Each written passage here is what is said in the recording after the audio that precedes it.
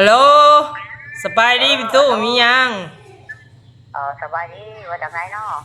ะคือเห็นเจ้าโทรมาหาเฮามีเวียกยังเลยเอาลงเบอร์แล้วลงเบอร์อ้าวคิดว่าเจ้ามีเวียกมีงานยังคิดว่ามีเวียกสำคัญด่วนๆซะหรอกบอกลงเบอร์ลงเบอร์โตโอ้จะว่าสิโทรหาไผเด้อันมันจะโทรหาพวกอันเขามาเห็ดอันกินกับอันเห็ดน้ำข้าวปุ้นเบิ้งนะอ้าวน้ำข้าวปุ้นสิไปงานยังอะนะแต่ตอนนั้นคือเพื่อนใหม่วิทย์เด้เจ้าเห็ดน้ำข้าวปุ้นนะโอ้จะติดต่องานให้เขาบ่โดยว่าจะให้เขาตัดใหม่ให้ได้บ่โอ้ยเฮายังบ่ได้โทรหาเพิ่นแม่ตู้เอ้ยยังบ่ว่างเวียกแม่นเดี๋ยวสิโทรหาเพิ่นเด้อโดยได้สิโทรถามเพิ่นว่าเพิ่นสิเฮ็ดบ่หรือว่าจังไดเจ้าตกลงว่าแบบว่าแบบ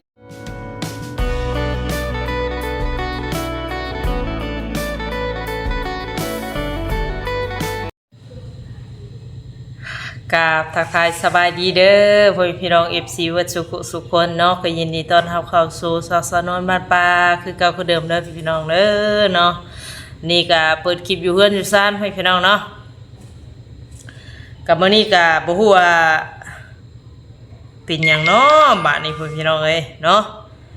ทางย่าน้องสมโอโทรมาพี่น้องเอ้ยอาจสิมีเวียก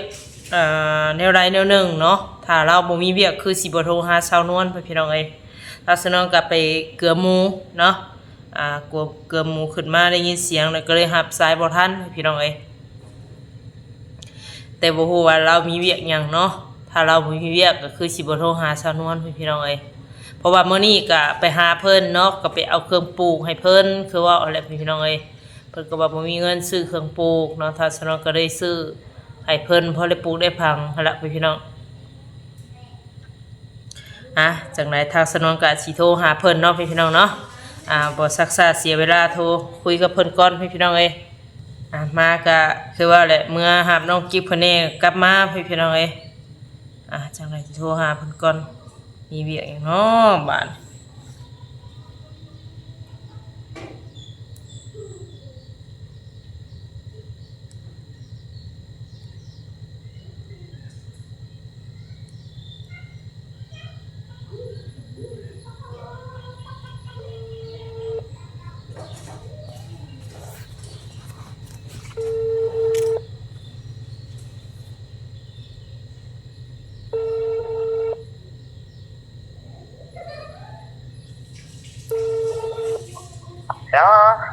ฮัลโหล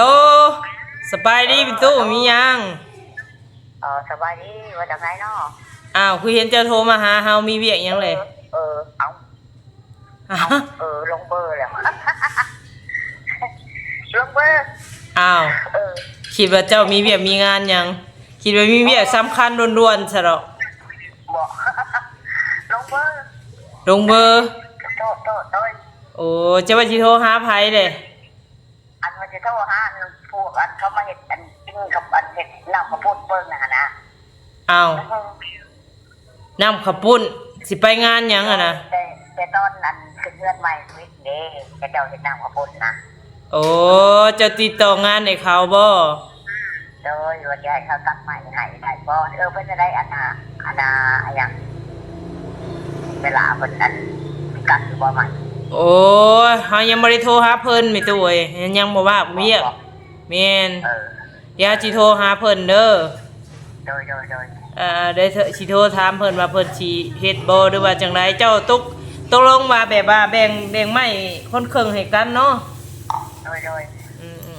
ได้เดี๋ยวเฮาโทรหาเราซะนะโดยโอเคอย่าตกใจนึกว่าเป็นหนี้เป็นหานซะดอกโดยเอาโอเคจำตัวโดยพี่น้องเนาะตาสนองก็คิดว่าเพิ่นมีเวียกมีงานหยังพี่น้องเนาะเพิ่นลงเบอร์ว่าซั่นเพิ่นสิติดต่อหาทางผู้ที่เคยเฮ็ดนำข้าวปุ้นขึ้นบ้านใหม่เพิ่นตอนนั้นเนาะแปลว่าเพิ่นติดต่องานให้เขาแต่ว่ามาลงเบอร์เนาะลงเบอร์เป็นเบอร์ทางสาวนวลพี่น้อง จังใดถ้าสนวนกะเพิ่นก็ยังบ่ลืมเนาะว่าให้ถ้าสนวนโทรหาเอล่าพี่น้องเอ้ยถ้าสนวนกะสิโทรหาเอล่าให้เพิ่นก่อนบาดนี้เนาะเว้าแล้วก็ได้โทรหาเพิ่นให้เพิ่นก่อนเด้อพี่น้องเอ้ยถ้าสนวนกะซอยได้ซำนี้ละเนาะจะสิว่าจังไดก็รู้ตนอยู่พี่น้องเอ้ย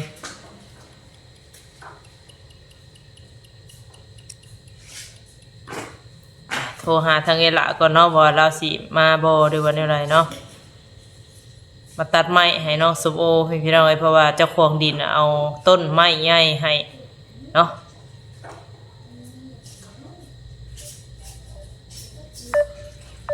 แล้วพี่น้องเอ้ยบ่ติดซับบัดนี้เนาะ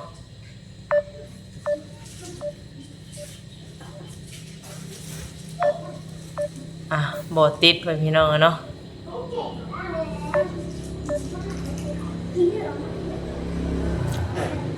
อันนี้มันจะลองเห็นหอมเนาะบ่ติดพี่น้องเอ้ยได้ว่าฝนตกบ่ทางพุ่นเนาะทางสวรรณเขตโทรให้ละเนาะแต่บ่ติดพี่น้องเอ้ยเนาะประมาณนี้แหละเดี๋ยวสิติดต่อโทรหาเพิ่นใหม่พี่น้องเอ้ยถ้าสนองก็ตกใจเนาะคิดว่าญาเนาะชั่วโมงมีเวียกมีงานหยังพี่น้องเอ้ยโอ้ยคิดว่ายันเจ็บยันเป็น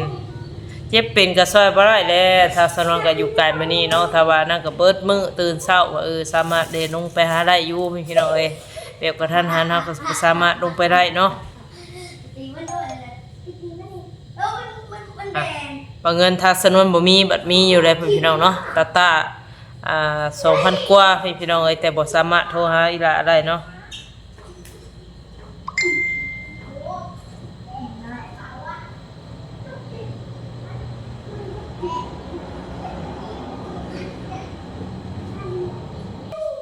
พี่น้องเนาะทางอีหลาเพิ่นส่งเสียงมาแล้วเพิ่นว่าบ่มีเงินเน็ตว่าซั่นเนาะ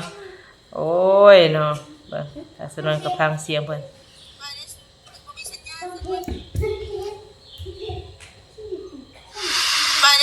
มันบ่มีสัญญาณสนวนตกลงบ่มีเงินเน็ตหรือบ่มีสัญญาณเนาะบาดนี่บ่มีเงินเน็ตพิมพ์มาเนาะพิมพ์เอาเพิ่นน่ะเนาะโอ้ยตกลงบ่มีเงินเน็ตหรือว่าบ่มีสัญญาณเนาะบาดนี่เนาะเดี๋ยวถ้าสนวนสิพิมพ์ไปตกลงบ่มีสัญญาณหรือว่าบ่มีเงินเน็ตเนาะ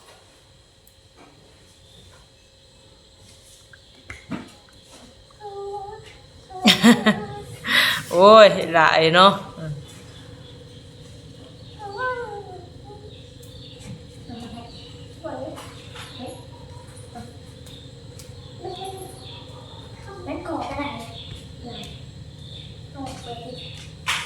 บ่มีเงินเน็ตอาจสิบ่มีเงินเน็ตเนาะพี่น้องเนาะ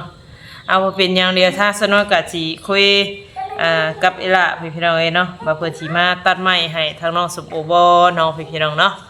ถ้าสนองก็ติดต่อหรือว่าอยากช่วยทางญาน้องสมโอละเพราะว่าเพิ่นเว้ากับชาวนวลแล้วมื้อนี้เนาะว่าสิตัดไม้ใหญ่นั้นแต่ว่าถ้าสนองมาสังเกตต้นไม้มันก็ใหญ่พี่น้องเอ้ยบ่สามารถสิว่าทางอีหล่าเราก็บ่มีเอาเว้าง่ายๆเนาะตรงเลยพี่น้องเอ้ยทั้งคือผู้หญิงคือกันนี่คือสิบ่มีปัญญาแบบว่าตัดต้นไม้ใหญ่เนาะพี่น้องเนาะเพราะว่าญาติล้มทับเอื้อยแฮงเฮาก็บ่ถึงบ่ซั่นซะพี่น้องเอ้ย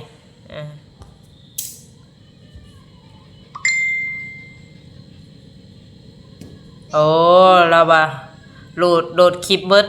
เราว่าเน็ตเบิดเนาะยังบ่ได้ว่าซั่น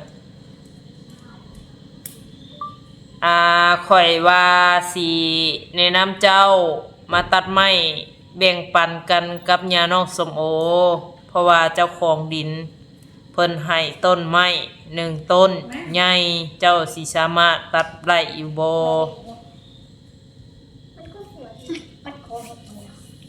ไม่ต้องมาบีบก็พอ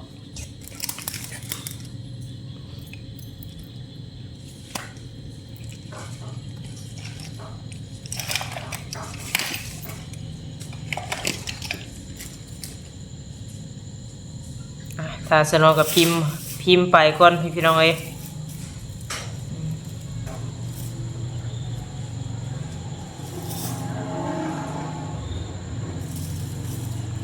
ถ้าสนองก็พิมพ์ไปบ่าข่อยสิแนะนำเจ้าตัดไม้นั่นแหละเนาะเพียงปันกันแต่บ่ฮู้ว่าเราสินั่นบ่ย่าน้องสมโอให้ถาม โอ้ยเนาะ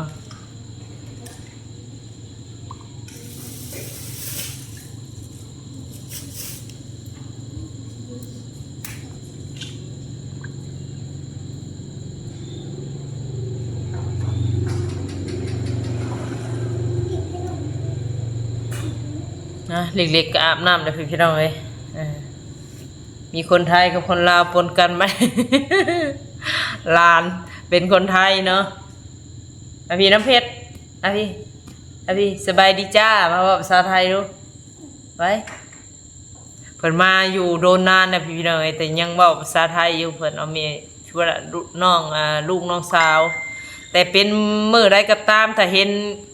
ป้าเมื่ออะไรอยากมานำให้พี่น้องเอ้ยเอาเพิ่นมานำมานี่เนาะเฮาร่างคาบิวจักกรว่าซั่นเนาะโอ้แล้วแต่เจ้าสะดวกสบายเด้อแนวใดก็มาโอ้ร่วมกันกับญาน้องสมโอ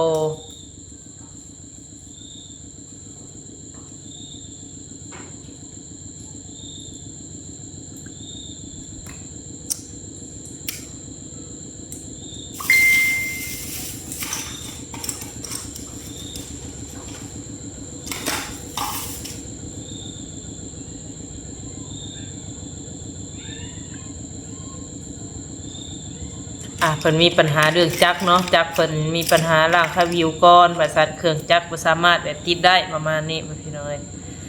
ตามเวลาเพิ่นพิมพ์มาเนาะก็สิบ่มีหยังหลายเดี๋ยวทางสาวนวลก็สิอบรมเพิ่นหลังคลิปเนาะพี่น้องเนาะก็สิประมาณนี้ล่ะเพราะว่าทางสาวนวลก็ตกใจว่าย่าเพิ่นมีหยังแล้วก็เพิ่นบ่มีหยังก็ดีใจพี่น้องเอ้ยเนาะยันว่าเจ็บว่าเป็นพี่น้องเอ้ยสำหรับคลิปนี้ก็ถ้าสนุกก็สิได้ขอจบคลิปก่อนเด้อเนาะพบกันคลิปหน้าสำหรับคลิปนี้ไปแล้วพี่น้องขอกล่าวคำว่าสบายดี